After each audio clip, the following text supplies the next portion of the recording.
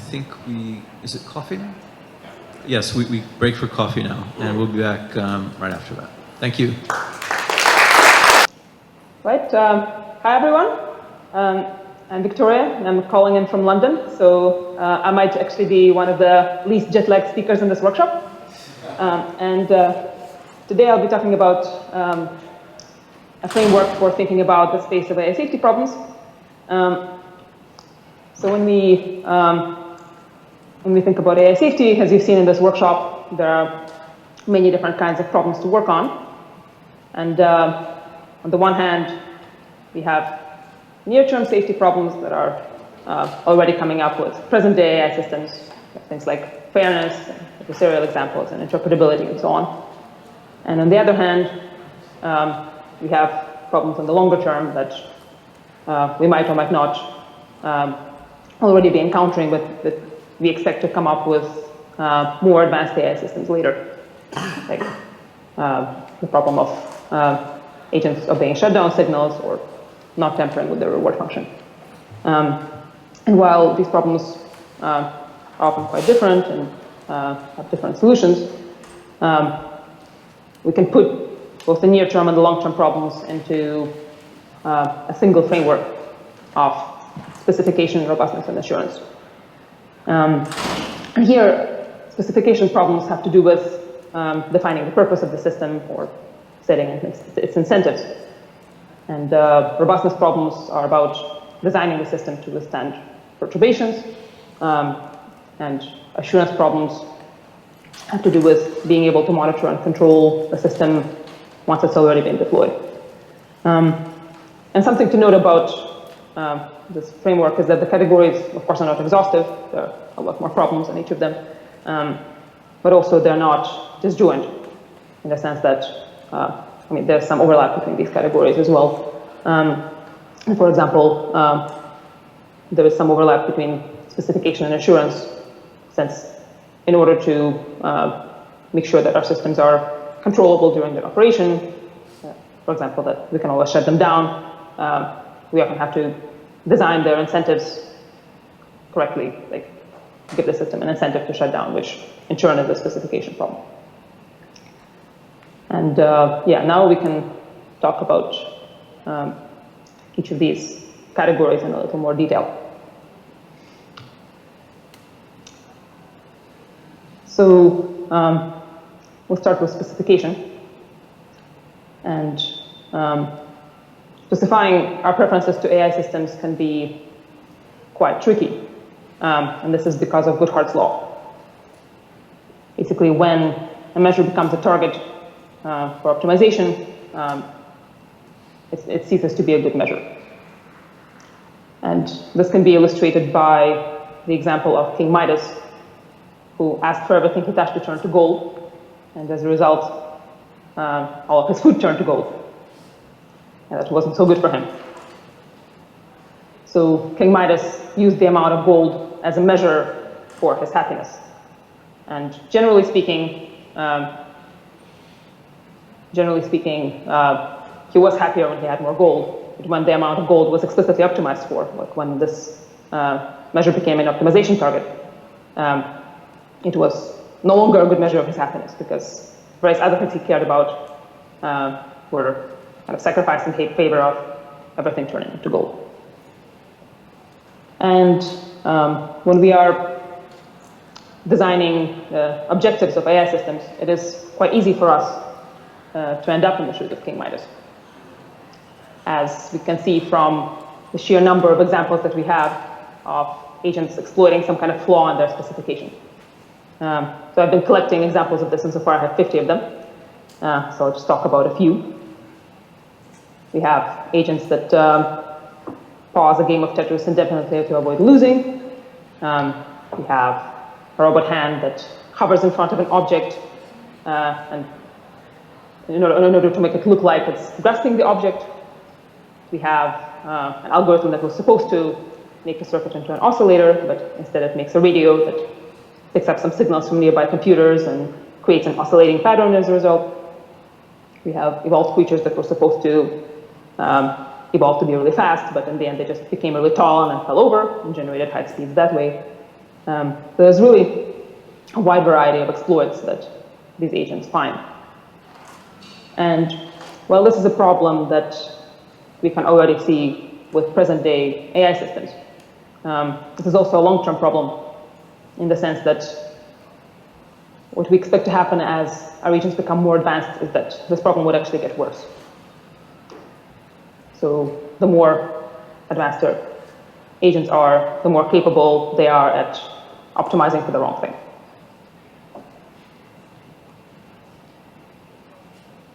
And another specification problem I'll talk about is the side effects problem, which we also heard about yesterday.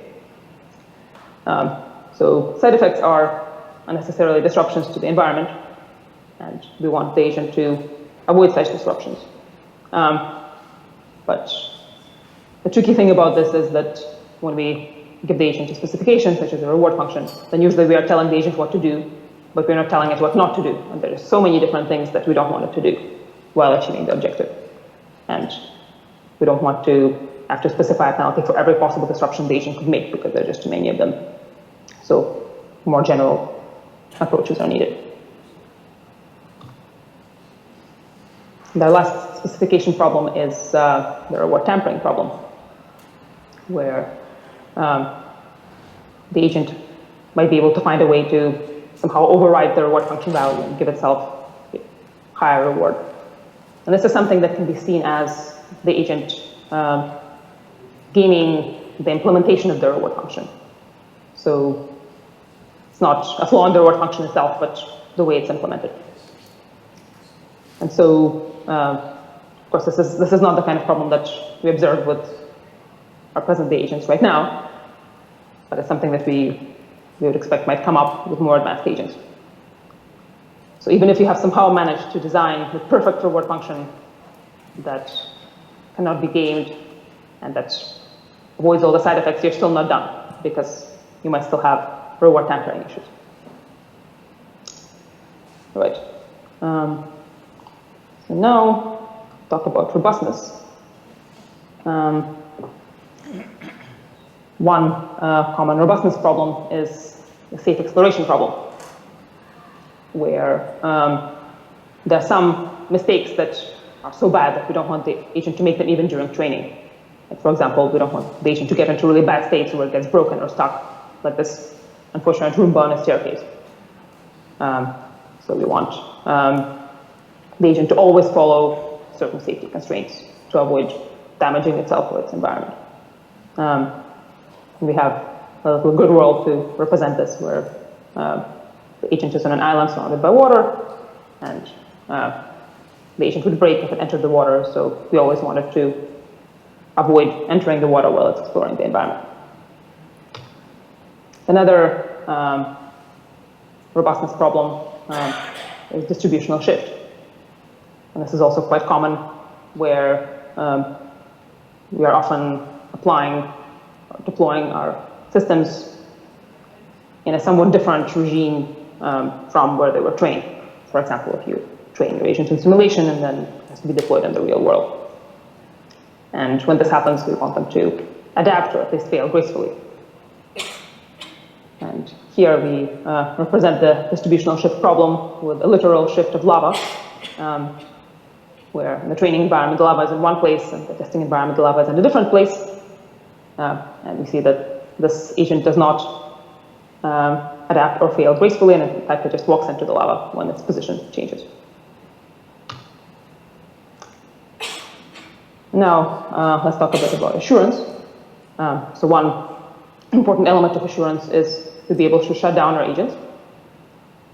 And the difficulty here is that by default, the agent has an incentive to avoid shutdown, because it will stop getting rewards once it is shut down. And this is something that you can try addressing by giving the agent a reward for getting shut down, but then you might end up with an incentive for the agent to try to get shut down, which is also not very useful.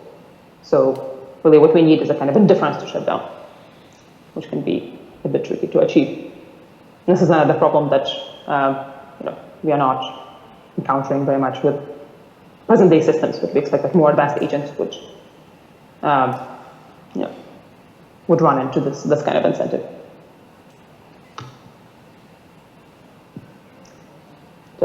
Another important element of assurance is interpretability. The more explainable our agents are, the better we'll be able to understand and control them.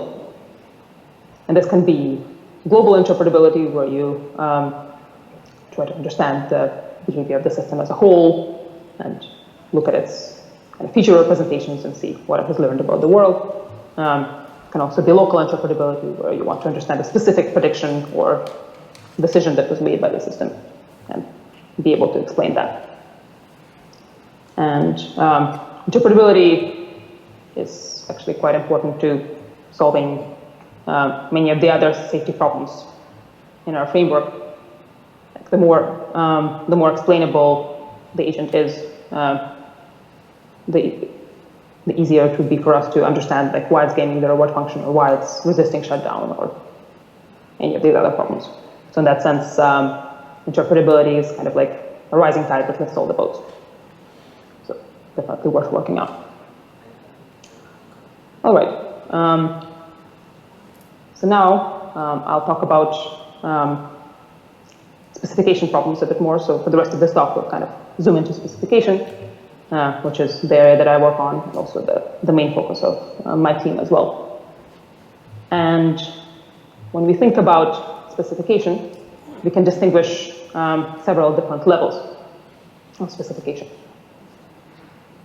So we start with the ideal specification, which is sort of the true specification that we have in our heads, like this idea of what we want the agent to do, like some kind of true reward function for the human designer.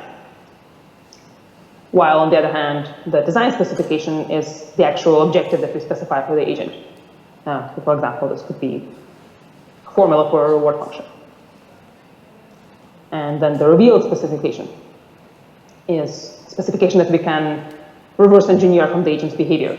So you observe the agent acting in the world, and then maybe you do inverse reinforcement learning on it or something like that, and you derive a reward function from the behavior. Or generally, you figure out what kind of objective it must be optimizing for if it's acting that way. And when we look at different specification problems, then they fall into these different gaps between the specification level. The problems like specification gaming and side effects have to do with a flaw in the design of the specification. So there's something wrong with the reward function. It's either incorrect in the case of specification gaming, or it's incomplete in the case of side effects. And that's kind of where these problems come from. So we call them design problems. It's there in the gap between the ideal and design specifications. On the other hand, if you look at problems like reward tampering or the off switch problem, and these are the kind of things we would expect to come up even if the design is correct, even if you have the perfect reward function. And then you can still get a behavior that's different from that design. So these are problems that we've been calling emergent problems. And these different classes of problems also benefit from different types of solutions. So for design problems, you can either approach them empirically by doing something like reward learning, where you learn a reward function from a human, or you can approach them more theoretically by trying to define a general notion of bad behavior, for example, with impact measures. And with emergent problems, we have found it more useful to do a causal analysis of the incentives of the agent and try to understand what in the whole setup is kind of causing these bad incentives to happen and how to remove them.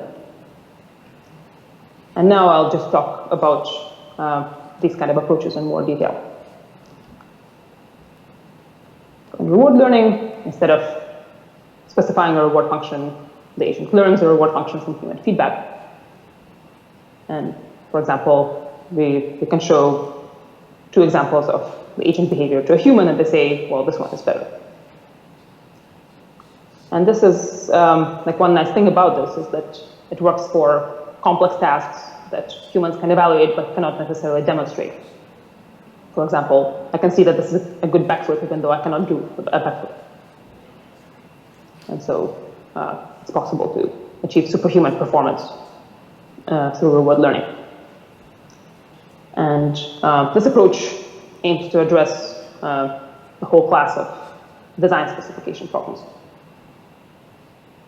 And so in that way, it's quite general. Of course, because it's an empirical approach, it can be hard to know whether the agent has learned all the things that we needed to learn in order to behave safely, or when it has received enough data. And so it can also be useful to complement the kind of approach with things like impact measures, which are kind of more theoretical way to quantify what bad behavior is, for example, what impact on the environment is, and then incentivize the agent to avoid that.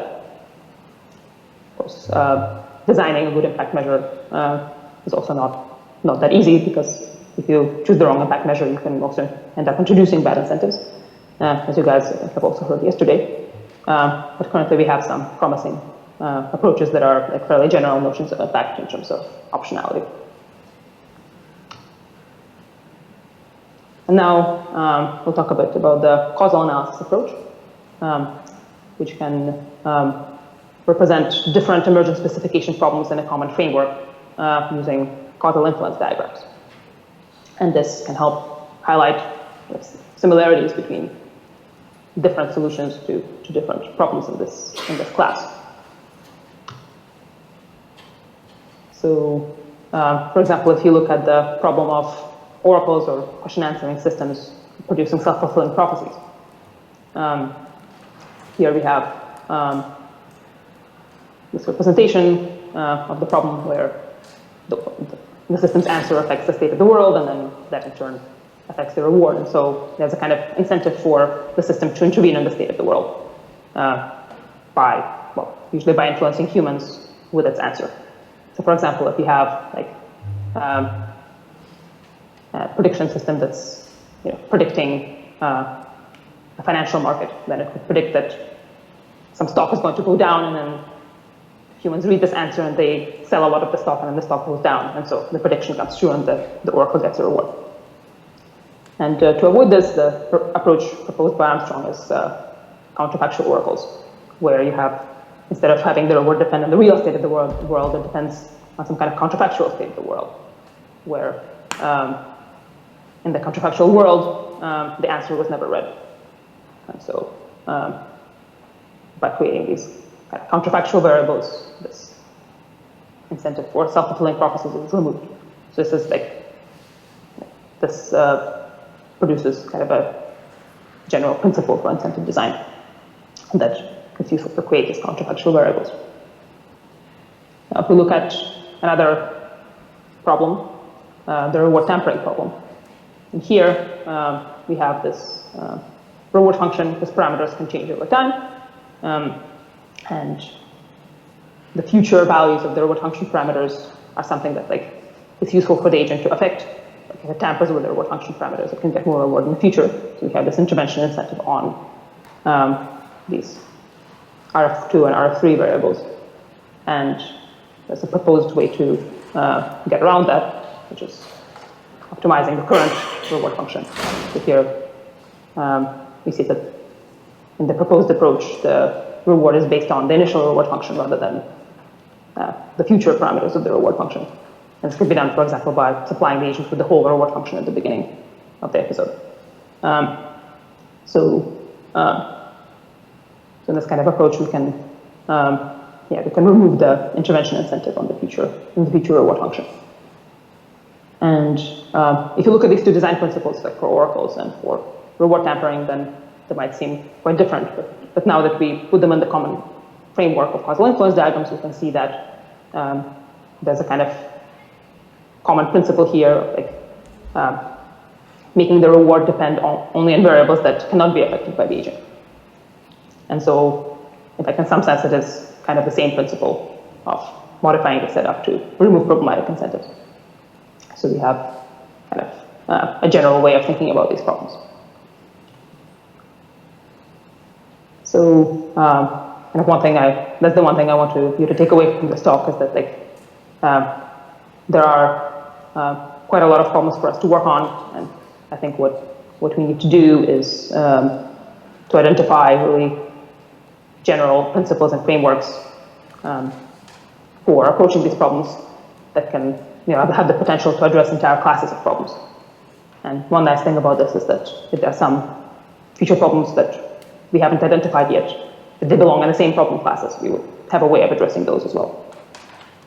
And this is something that we as a field have been making progress on, but quite a few open problems remain. And so I hope to see a lot of interesting research on these problems coming out of this room. Thank you.